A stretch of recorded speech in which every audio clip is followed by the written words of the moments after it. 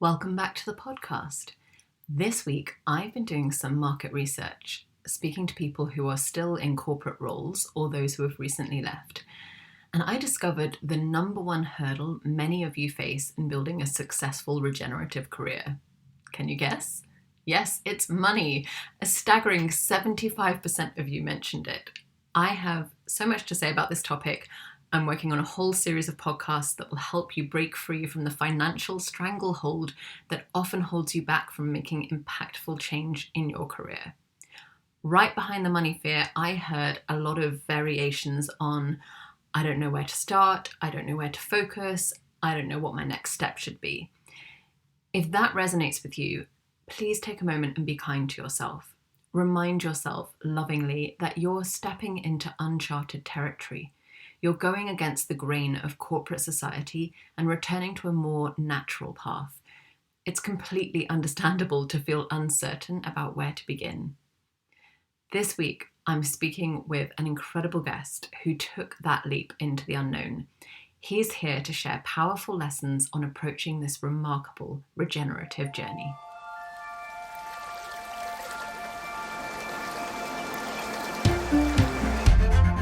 Welcome to the Regenerative Work-Life Podcast. If you are ready to make the leap out of your corporate job and into purposeful regenerative work, this is the show for you.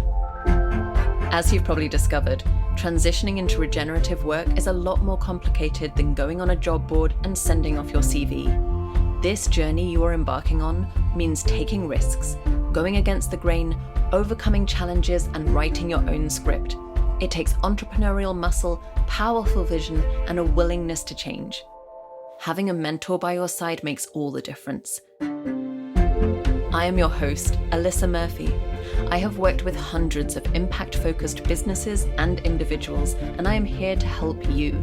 Let's take things one step at a time as I show you how to quit corporate, find your vision, and successfully transition into regenerative work. Here we go. Let me tell you the story of Kevin Howard.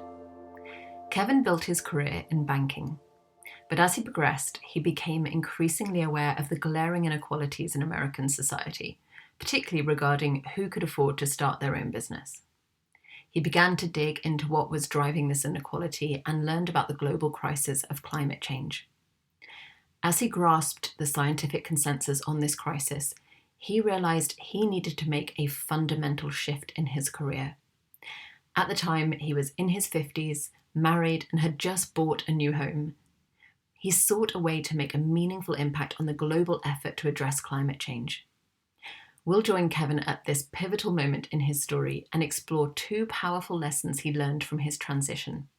First, the importance of developing a clear intention, and second, how to let go of the how. Kevin's insights run deep, and I hope you enjoy learning from him as much as I did.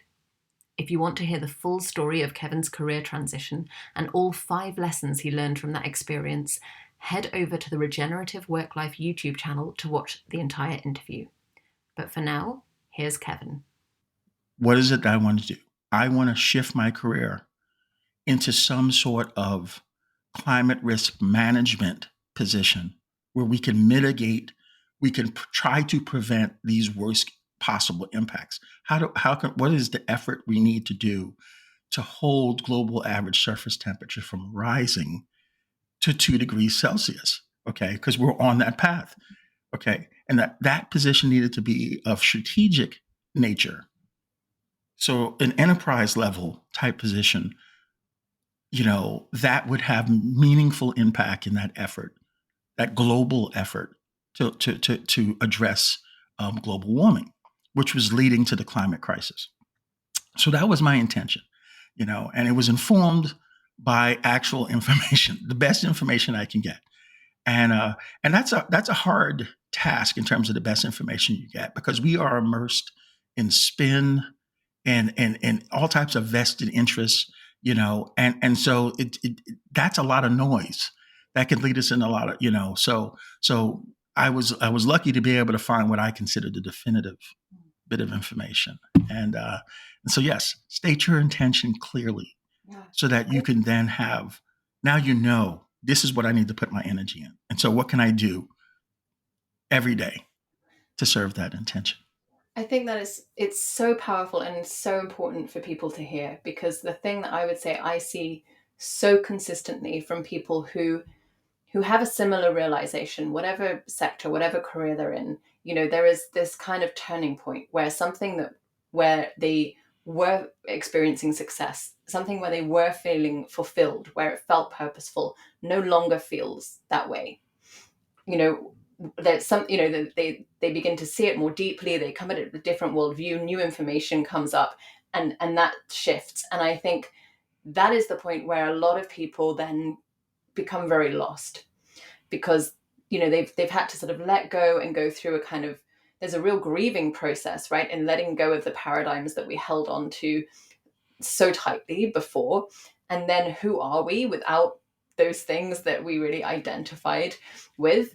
And I think what you said about developing clear intention, to me, I often use the word vision. It's the same thing. It's, you have to have this direction. To put it in its simplest terms, like, if you don't know what you want, like, you won't get it. Yeah. And I see a lot of people who are frustrated because they're not finding the direction, they're not finding the opportunities, but they haven't done this really simple step of just stating out loud, what is your intention? And it doesn't have to be, as you just described, fully formed.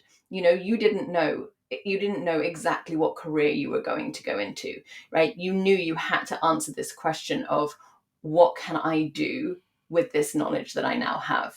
Right. And then you knew it was going to be something in climate risk, right? So that defined it a little bit more clearly for you. And we'll come on to like what you then did. But I think this is just really something I want to kind of bookmark for people and make sure they hear, is like, state that intention, know the direction. If you don't know the full picture, most people don't, but like, whatever you do know, say it out loud and put your energy on that. And I Absolutely. think That this probably leads us quite nicely into the second of your lessons for us, Kevin, which is to let go of the how. Because I think that's going to be the big question that comes up for people next. Like, when you need to make a shift, you've educated yourself, you've got the knowledge that you need to make this change, but then how on earth do you do it? What is the next step? What is the next role? How did you approach that, as you knew you needed to make this big change in your career? You knew you needed to commit it to climate, but I'm guessing you didn't know exactly how you were going to go about that. Well, the thing is, and thank you again for that opportunity to talk about let go of the how. This was, of the lessons, this was the hardest one for me, because it cuts against the grain of how we are socialized. We are socialized in Western civilization to be very plan orientated. These are the 12 steps to get you from point A to point B, and then you dedicate yourself to following those steps to get there, right? And so was the approach that I had known.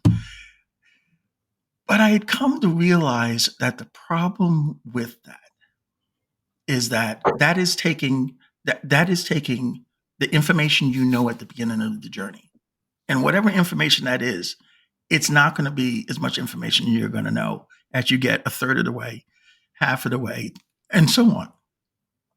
And it's actually pigeonholing you like a pin light into one path to where you want to go. Now, at the end of the day, you just want to get to where you want to go. You want your intention to manifest, right? It is much more about ego, that it has to happen in some pre-stated way. But this is how we're socialized. And the downside of that, because it's not some esoteric ego, non-ego thing, is that what you're trying to do is take what opportunities life literally presents to you that moves you closer and closer and closer to your goal.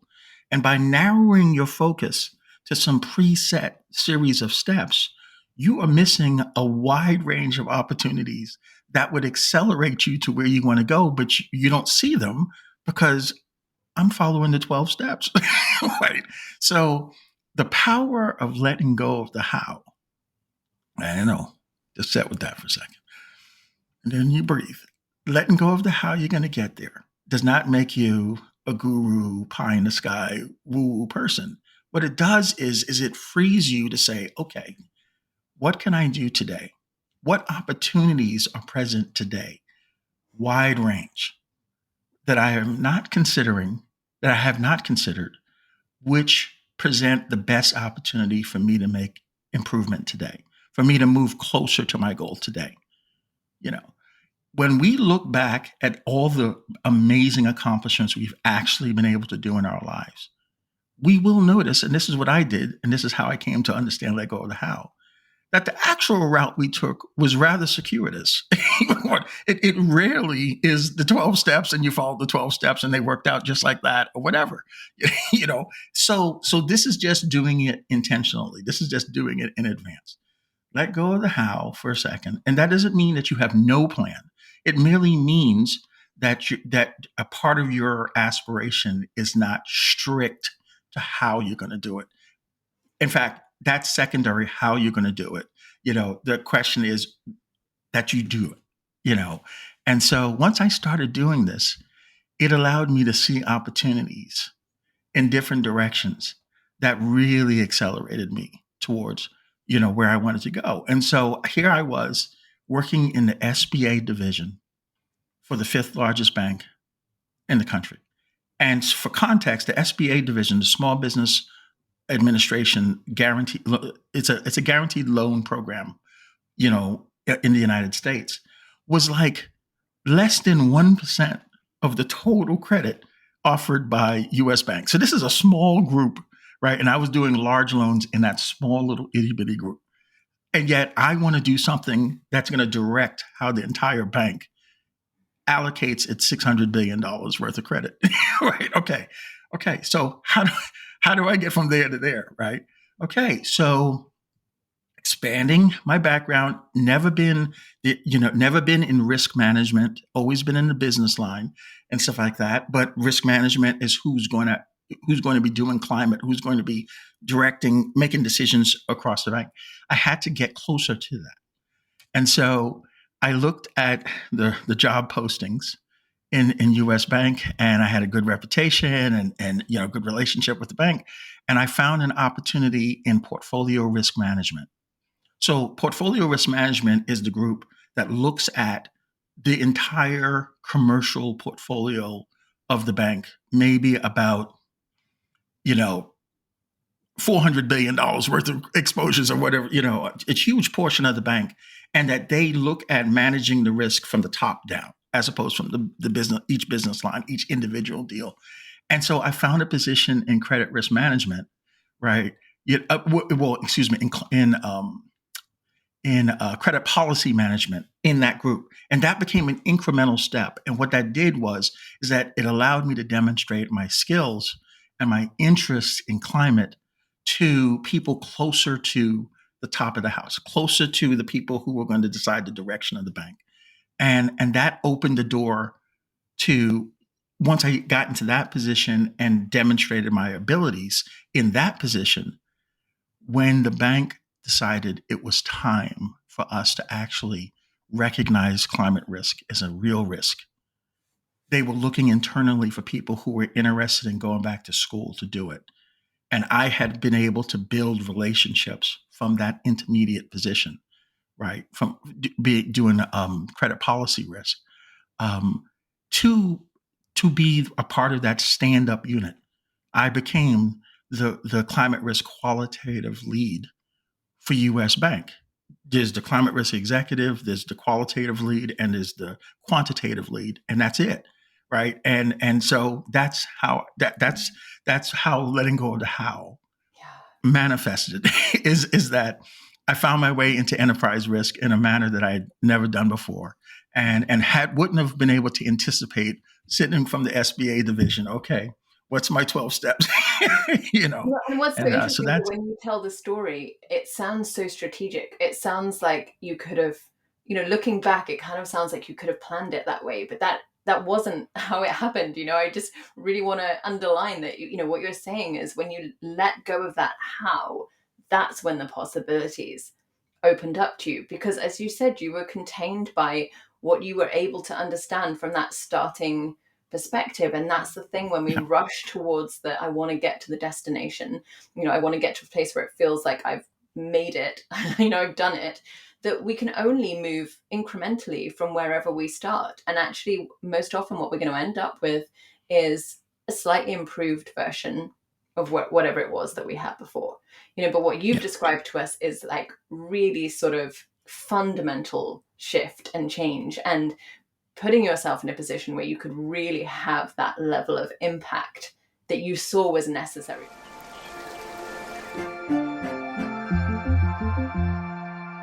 I can't tell you how much I enjoyed this conversation.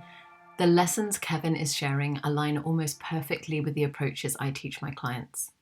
This is the work. This is how you start.